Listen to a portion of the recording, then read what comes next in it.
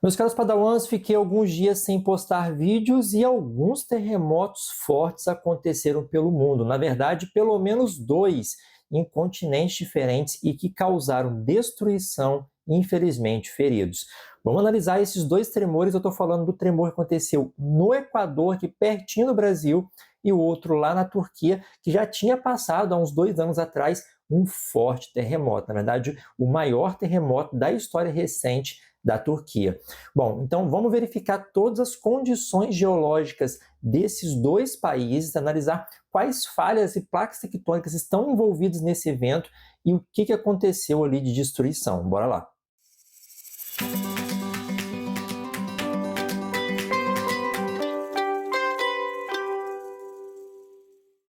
Bom, Padawans, vamos começar aqui então pelo Equador. Eu estou aqui no site do Serviço Geológico dos Estados Unidos para verificar esses dois tremores. Vamos destacar esse sismo do Equador que aconteceu no dia 25 de abril. Estou gravando esse vídeo no dia 26 de abril. Então, foi um tremor bem forte, um tremor de magnitude 6,3, que aconteceu a 20 quilômetros de Esmeraldas, no Equador, e foi um tremor que aconteceu a 35 quilômetros de profundidade. Então, considerando ali que é uma região de encontro de placas tectônicas, a gente pode classificar esse sismo como raso, né? Principalmente até 50 quilômetros, a gente tem sim essa classificação como raso.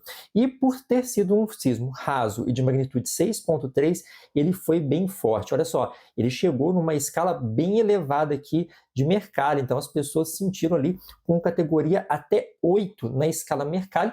Lembrando que a escala Mercalli é aquela escala de intensidade, é aquela escala onde se mede os efeitos do terremoto na superfície. O que ele afeta as pessoas, o que ele afeta nas construções, o que ele afeta na superfície de uma maneira geral, qual o nível de destruição. E a magnitude mede a energia do tremor em si. Inicialmente, um alerta de tsunami foi dado, mas ele foi descartado já rapidamente, tá? Como vocês podem notar aqui, nem o símbolo de tsunami está mencionado no site do Serviço Geológico dos Estados Unidos. Bom, o fato é que esse tremor aconteceu bem ali na bordinha entre o continente e a parte litorânea, por isso que inicialmente o alerta de tsunami foi dado, mas nenhum tsunami aconteceu, e várias províncias do Equador acabaram sentindo o abalo sísmico, inclusive as pessoas em Quito. Então, assim, milhões de pessoas sentiram esse terremoto. E ele causou destruição. Vale destacar que ele aconteceu às 8h44, no caso aqui, horário de Brasília, tá? Aqui nesse site a gente tem o horário de Brasília, 8h44 da manhã, o horário aqui do Brasil, oficial do Brasil. Bom, pelo menos 32 pessoas tiveram ferimentos diversos, tivemos centenas de casas destruídas, várias residências danificadas, pelo menos 88 edifícios públicos foram afetados com algum nível de dano e 2 pontes e 60 estradas ficaram danificadas também. Houve cortes de energia em pelo menos 80% das residências em Esmeraldas e deslizamentos de terra em áreas montanhosas. Um outro problema também foi a questão da refinaria que existe ali em Esmeraldas. Ela já tinha tido um problema de vazamento de óleo bem grande em março e as autoridades ficaram muito preocupadas desse vazamento ocorrer novamente. Ela foi fechada para inspeção. Até o momento que eu gravo esse vídeo, não existe uma informação aí de se houve um novo vazamento nessa refinaria, ou seja, eu estou falando de vazamento de petróleo, tá? De óleo. Ou se ela realmente só foi afetada, mas o vazamento não aconteceu novamente. Tomara que não, porque a gente sabe que um vazamento de petróleo é realmente muito danoso ao meio ambiente. Contamina o solo, contamina as águas subterrâneas, contamina o mar, afeta então a fauna e a flora da região. O governo equatoriano, por meio da Secretaria de Gestão de Riscos, está conduzindo avaliações de danos e coordenando esforços de assistência às populações afetadas. Diversas pessoas tiveram que ir para abrigos improvisados e o governo está providenciando aí abrigos para essas pessoas que tiveram as suas casas danificadas, sim, muito danificadas ou então destruídas em algum nível, a ponto de que o retorno, né, para essas residências não seria possível por conta do risco ali da parte que ficou em pé acabar colapsando também. as equipes de emergências foram mobilizadas e todas as medidas pós-terremoto estão sendo tomadas, tá? E vale destacar, pessoal, a parte geológica e geofísica desse terremoto, que a gente está falando aqui do encontro entre duas placas tectônicas, a placa sul-americana e a placa de Nazca. Muita gente acha que a placa do Pacífico ela fica em contato com a placa sul-americana, e isso não acontece. A placa do Pacífico é essa grandona aqui, mas na verdade a placa sul-americana fica em contato com a placa de Nazca. A placa de Nazca é essa menor aqui, é uma placa oceânica. Placas oceânicas são mais densas, portanto, como a gente está lidando com um limite convergente, as duas placas estão se encontrando, a placa mais densa, que geralmente é a oceânica, entra em subducção. Ela afunda em direção ao manto da Terra, enquanto a borda oeste da placa sul-americana enruga, formando então a Cordilheira dos Andes. Nesse processo, tá, a ocorrência de terremotos é muito comum, porque aqui, além de você ter o limite das próprias placas, você tem uma série de falhas geológicas. Deixa eu mostrar para vocês isso aqui, ó. A gente tem aqui, ó, uma série de falhas geológicas. Essa linha vermelha aqui é a própria divisão das duas placas, tá? A gente está vendo ali o limite entre a placa sul-americana, à direita do vídeo, e a placa de Nazca, à esquerda, aqui na parte superior. E essas outras linhas vermelhas são diversas falhas geológicas que estão relacionadas a essa zona de convergência. Então, é uma área muito propícia para a formação de grandes terremotos. Então, grandes terremotos como esse, de magnitude 6 ou maior, né, eles podem acontecer sim nessa região aqui do Equador. Vale destacar o seguinte, que esse valor de magnitude ele foi informado, né, pelo Serviço Geológico dos Estados Unidos, mas o Serviço Geológico do Equador reportou como magnitude 6. E isso assim, acontece realmente entre diferentes institutos que medem os valores dos terremotos, porque assim, o valor mais preciso, então, seria o do Equador, de magnitude 6. Por quê? Porque eles têm vários sismógrafos instalados por ali, então as ondas sísmicas atingem primeiro esses sismógrafos. Portanto, a informação mais precisa, né, de magnitude é, portanto, do Serviço Geológico, que está mais pertinho do evento, no caso, o do Equador. Então, apesar de nós termos aqui esse valor de 6,3, 6 foi o que foi medido pelo Equador mesmo. Bom, e aqui, apesar desse tremor estar relacionado a essa zona de convergência, existe uma falha geológica bem próxima da região ali. Deixa eu mostrar para vocês nesse outro mapinha que eu destaquei, ó. Ali, o epicentro do tremor, onde está esse sininho, e essa parte mais grossa é uma falha chamada de sistema de falhas esmeraldas. Então, esse tremor pode estar relacionado a esse sistema de falhas conhecido como esmeraldas, que faz parte, como eu falei para vocês, do conjunto ali do sistema convergente da América do Sul, da placa sul-americana, e da placa de Nazca, tá?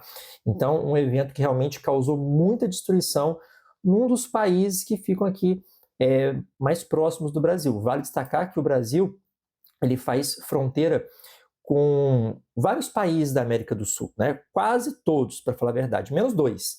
Um é o Chile, que não faz fronteira com o Brasil, e o outro é o Equador, que também não faz fronteira com o Brasil. Mas se a gente for observar aqui, ó, a distância entre Equador e Brasil, realmente, especialmente ali o Acre, né, está bem pertinho do nosso país, tá? Agora, vamos atravessar o Atlântico, vamos lá para o limite entre o continente europeu e o continente asiático. E a Turquia foi palco também de um grande terremoto essa semana. A gente está falando aqui, ó, desse terremoto de 6,2, que aconteceu a 10 km de profundidade, um terremoto bem raso também, que aconteceu no dia 23/4, aconteceu há 3 dias atrás. Estou gravando esse vídeo no dia 26, só lembrando, tá? Então, como eu falei, eu fiquei alguns dias sem gravar vídeo e olha só, terremoto acontecendo. E aqui na Turquia o negócio foi feio, tá, gente? Por quê? O tremor durou pelo menos 3 segundos, foi um tremor rápido, porém isso acabou provocando muito pânico nas pessoas, porque as pessoas ainda estão com muito medo do tremor de 2 anos atrás. Então, muita gente entrou em pânico. Tiveram pessoas que pularam de prédios quando o terremoto começou a acontecer, tudo começou a balançar, as pessoas pularam de alguns prédios. Pessoal, olha só que louco isso. 378 edifícios danificados, com 80% dos danos concentrados no lado europeu, tá, de Istambul. Por que ele está falando isso? Pessoal, olha só. A Turquia é um país do mundo bem diferentão do ponto de vista geográfico. Por quê? A Turquia é um país que fica em dois continentes ao mesmo tempo. Diferente do Brasil, que fica no continente americano, mais especificamente na América do Sul, a Turquia fica tanto na Europa quanto na Ásia. Essa parte aqui da Turquia, que é a maior parte dela, fica na Península de Anatólia. E essa parte aqui é asiática. A gente está olhando aqui para a Ásia, ó, essa parte aqui, ó, Turquia. A maior parte dela, Ásia.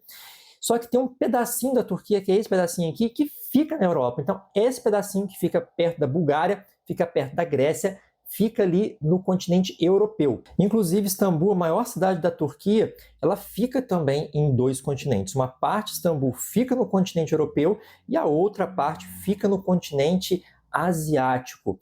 O tremor, ele teve o seu epicentro ali no Mar de Mármara. Esse mar aqui é chamado de Mar de Mármara. E ele é ligado ao grande Mar Negro, que fica aqui, ó. E o Mar Negro e o Mar de Mármara fazem comunicação através do Estreito de Bósforo, que é esse canal aqui. Bom, o Estreito de Bósforo, ele separa Istambul, na cidade de Istambul, em duas partes ali, ligados por algumas pontes. E nós temos o lado europeu, a oeste, e o lado asiático, a leste. E várias construções tiveram danos aqui. Na verdade, centenas de edifícios foram danificados. A gente teve danos parciais em diversos edifícios também. E nesse ataque de pânico, diversas pessoas ficaram feridas. Foram centenas de pessoas feridas até o momento que eu gravo esse vídeo, é o que eu pude apurar. E assim, além do terremoto principal, diversas réplicas aconteceram. Aqui eu estou mostrando para vocês apenas as réplicas mais fortes. Então teve esse 6.2, que foi o tremor principal de maior magnitude, aconteceu às 6h49, horário do Brasil, de Brasília. A gente também teve aqui no dia 23, 9h12 da manhã, de 5 de magnitude, também forte. A gente também teve um outro aqui, 7,1 e também 7,2. Então aqui só os mais fortes, todos aqui na casa dos 5 de magnitude, e esse aqui um pouco mais fraco de 4,5. Mas se a gente for pegar assim, os tremores menores também, de 2, 3 e 4 de magnitude, outros também aconteceram todos nessa região do Mar de Mármara. Professor, aconteceu tsunami? Não aconteceu tsunami, mas se verificou ali uma oscilação nas ondas de 6 centímetros. Então, assim, é como se fosse um mini tsunami. Aconteceu sim uma oscilação nas ondas da região em 6 centímetros. Esse tipo de variação é comum em áreas de mares fechados, como o Mar de Mármara. Porque é o seguinte, em grandes oceanos, para você ter um tsunami, você tem que ter aquele deslocamento do assoalho oceânico, como eu falo para vocês. Tem que ter um deslocamento vertical do assoalho oceânico. Nesse caso do Mar de Mármara, a profundidade é pequena. E apesar de você não ter tido o deslocamento vertical para gerar um tsunami, que poderia ter acontecido, tá? Mas nesse caso não teve, só que as próprias ondas sísmicas provocam trepidações na água. E essas oscilações são capturadas por sensores que existem ali na região e a gente pôde verificar então uma oscilação de 6 centímetros. É como se você desse um peteleco numa bacia cheia de água. Você vai vendo aquelas ondas concêntricas, né, indo da borda até o centro e depois voltando do centro até as bordas. Inclusive eu já fiz vídeos sobre esse tipo de tsunami, né? Inclusive que aconteceu aqui no Brasil. Eu vou deixar no card no final do vídeo, ou então no comentário fixado, ou então na descrição do vídeo para você assistir. Mas então não tivemos um tsunami, mas sim essa oscilação de 6 centímetros ali nas ondas. E qual que é a situação geológica aqui da Turquia? Vamos verificar então, pessoal. Olhando por esse mapa, né, numa visão mais ampla, parece que a Turquia está bem longe do limite entre a placa euroasiática, que é essa grandona aqui, e a placa africana, a placa do Oriente Médio também. Só que a gente tem, na verdade, pessoal, essas grandes placas tectônicas, como a placa euroasiática, a placa africana, elas não são inteiras, tá?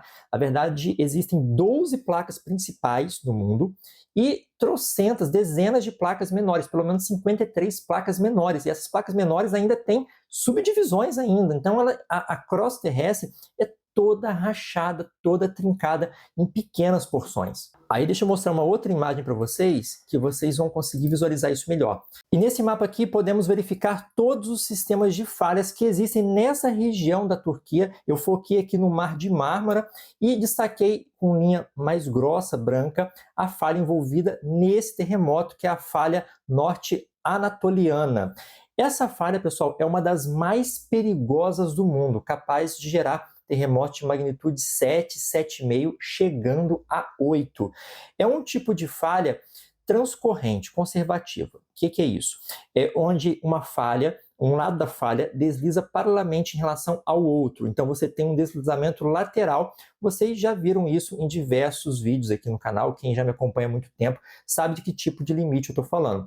Mas essa falha também possui um componente normal, ou seja, ela também, além de ser uma falha transcorrente, ela também tem um pequeno movimento vertical, pequeno mesmo, tá? É por isso que ela pode formar tsunamis na área, né? Se existe esse deslocamento vertical, você pode ter um tipo de tsunami ali, por isso que houve a variação, inclusive nas ondas da região, tá? Mas o tipo de falha principal ali é essa falha transcorrente, que a gente pode verificar por esse nome, ó, dextral, tá? Então, o normal aqui é esse componente vertical que eu falei para vocês. E uma outra informação importante, por que ela é uma das mais perigosas do mundo? Por causa desse valor aqui, ó, o sleep rate. Isso aqui basicamente é o deslocamento da falha por ano. Então, por ano, essa falha se desloca 21,4 milímetros.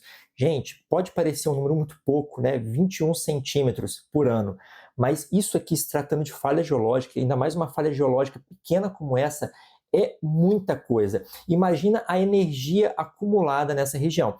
Então, além de você ter esse movimento lateral, você tem também um pequeno estiramento, tá? Esse componente normal é um estiramento, então é um pequeno afastamento que essas placas, que esses blocos rochosos ali fazem, e por isso o componente normal. Então a gente tem um movimento aí de 21 milímetros por ano.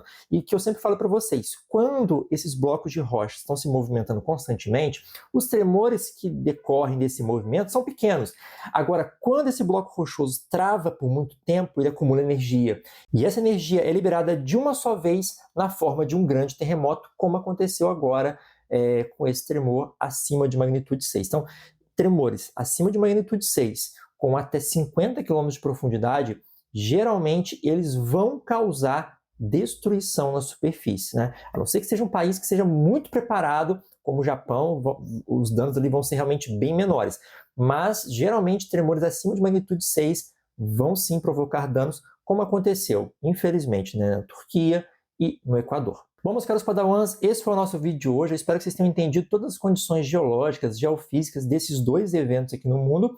E eu gostaria de pedir uma ajuda para vocês. Porque é o seguinte, pessoal, eu fui indicado esse ano ao Prêmio IBEST. Para quem não sabe, o Prêmio IBEST é o maior prêmio da internet brasileira. Ou seja, ele vai premiar várias categorias de canais, pessoas aqui da internet brasileira. Vai premiar pessoas do YouTube, de outras redes sociais também, enfim. E eu fui indicado como influenciador de educação.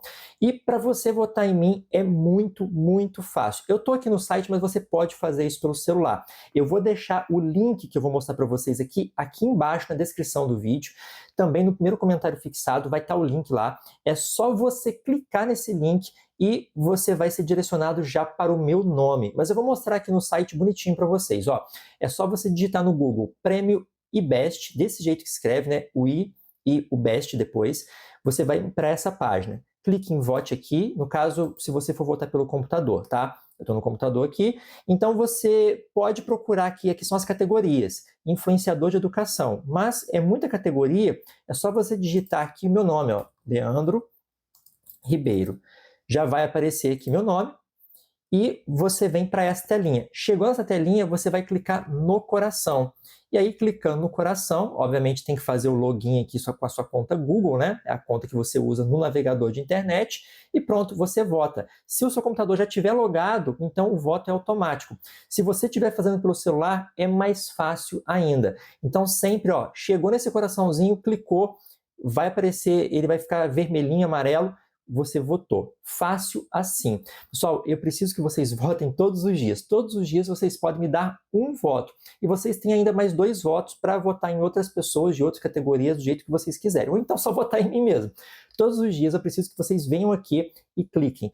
Essa primeira fase vai durar até quando? Até o dia 13 de junho. Então, até o dia 13 de junho, todo dia eu gostaria que vocês votassem aqui para me ajudar, tá? É muito rápido, realmente, literalmente menos de 10 segundos. Se você clicar no meu link, é menos de 10 segundos, sério mesmo. Então não vai assim, atrasar vocês, não vai prejudicar em nada, e é de graça. E assim, todos os dias, lá no site do iBash, você tem um ranking. Eu já cheguei a ficar ontem na 8ª posição. E como hoje que eu estou fazendo essa divulgação mais ampla aqui para o YouTube, eu estava falando só lá no meu Instagram, então hoje eu estou na 13ª. Mas assim, se você for votando, você me ajuda a ficar entre os top 20. Até o dia 13 de junho, eles vão eleger os top 20. E aí top 20, depois vai top 10, enfim, até a premiação final. Eu estou concorrendo com gente muito grande, né? Pessoas que têm mais de 1 milhão de inscritos, então só de estar ali já nos primeiros dias no top 20 já tá ótimo, porque eu divulguei primeiro lá no meu Instagram. Inclusive, se você não me segue lá no Instagram.